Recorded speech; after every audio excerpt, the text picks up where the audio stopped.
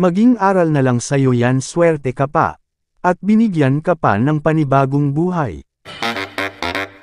Narito ang mga samot-saring reactions ng mga riders dahil sa pangyayaring ito. Ayon kay Ronnie Machado, kasing kaskasero si Kuyang Driver, ayan tuloy sub-sub sa palagay niyo mga kasag pa, dapat bang pag-alitan si Kuyang Driver? Narito ang samot-saring reactions ng mga netizens. Sa side ni Imelda, di pwede mag-overtake pag naka-yellow line pero ginawa niya peren, maraming kamoteng driver ika nga sa LTO. Kay Seniora Elver naman ay sa LTO rules, dapat mong pagbigyan ang gustong mag-overtake sa'yo at hindi mo dapat lalong bilasan. Kung nakikita mong may gustong mag-overtake sa side mirror mo, malayo pa lang dapat bagalan mo at pagbigyan hanggang siya ay ganap na maka-overtake. Kahit mali pa ang pag-overtake, magbigay ka na, ay was abala, walang problema, meron ka pang peace of mind. At gusto mamang linawin ni Marlon sa kanyang sariling opinions. At ang sabi, gusto ko lang pong linawin, marami ang nagkakamali sa lane at line, ito po ang tama, solid yellow line. At ang kinatatayuan naman ng sasakyan yan ang lane dot, may mali man ang pick up dahil solid yellow line, dapat pinagbigyan na lang ng dalawang truck, pwede pa namang kumabig pa kanan yung isang truck dot. Ito papansinin nyo ang guhit na solid yellow line. Pagdating doon sa pagkasabit sa truck, doon na sa kabila ang solid yellow line, ang kabila hindi pwedeng mag-overtake, at ito naman right ang pinapayagang mag-overtake. Yan ang ibig sabihin ng mga guhit na nakita ko sa video.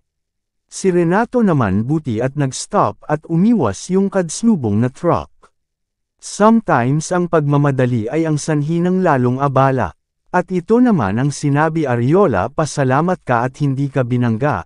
Kung nagkataon, nakita mo agad si kamatayan, tuwag dyan Bob-ong Driver. At ito naman ang sinabi ni Roland. Sayang naman di pa napuruhan, mabawasan man lang ng kamote, kung motor na salubong niya kawawa naman, buti en lang truck. Ang opinion naman ni Lim ay, overtaking on a curved highway is inherently dangerous due to the combination of reduced visibility, increased risk of losing control, and potential for head-on collisions. This maneuver requires careful consideration of multiple factors, including road conditions, vehicle capabilities, and driver skill. At kay Alamado naman ay sige, isipin mo, malakas ka da ka nasasaktan o namamatay, patuloy mo lang mag-overtake ng blind side, kung nakapag-survive ka man gawin niyo pa. Don't think, just do it. Daka kasi pwede ma-delay sa lakad. Always keep safe mga lods. God bless. Ito naman ang sinabi ni Carlos. Buti na lang buhay pa siya, maraming ganyan sa Pinas, sana mag-ingat Lage sa daan, dahan-dahan lang po. At kay Danny naman ay kahit ano nakalagay or sign ages sa kalsada, kung ang loob mo at isip mauna, wag ka na magmaniho, promise. Hindi nakukuha sa mga nag-aral na magniho yan.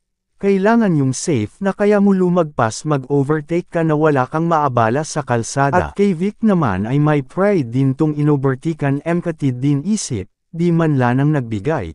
Tung isaen man pilit ng pilit o overtake, sanaj gawin nyo kung ano gusto nyo para mabawasan ang kagaya nyo.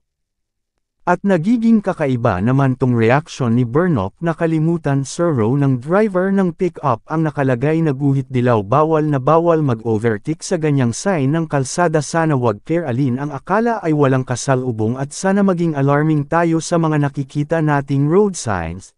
Thank you po, ingat po tayo lagi. Pinatunayan lang niya na magaling sayang driver kaya di niya alam ani ibig sabihin ng sulat yellow line na may putol-putol na line and a yellow din kaya yan tuloy. Andan na tayo nagkamali ang pick up, di ba pwede pagbigyan mo inovertikan at kasalubong makalusot naman, kung hindi sinabayan ng inovertikan, isipin na lang natin baka may hinahabol bawat kasabayan natin sa daan, may kanya-kanyang rason, kung hindi naman ikagugutom ng pamilya natin mingbigay, di ba? Kay Canlas naman ay hindi lahat ng nag-overtake ay mali, ito lang advice ko sa lahat ng nagmamaniho ng truck o ng pick-up at kung ano pa man. Hagat kaya pa iwasan ang aksidente sa daan, iwasan natin, hagat makaya pa iwasan, give and take, hayaan natin ang malakas magpatakbo, laging nakauna basta wala nangyaring accident sa daan, drive safe lang po mga lodi. Wag kaw mainit ulo Zelex lang mga lodi. Solid line na ay broken line sa kilid pwede overtake siya nga ang broken line right sa pikas. Ni overtake pa siya nga sa iya nga lane ang broken line sa lilo na onto na 10-wheelers, dilita mag-ingan ana, pakusog nagdali kang San Pedro making atubang, experienced driver nga way seminar.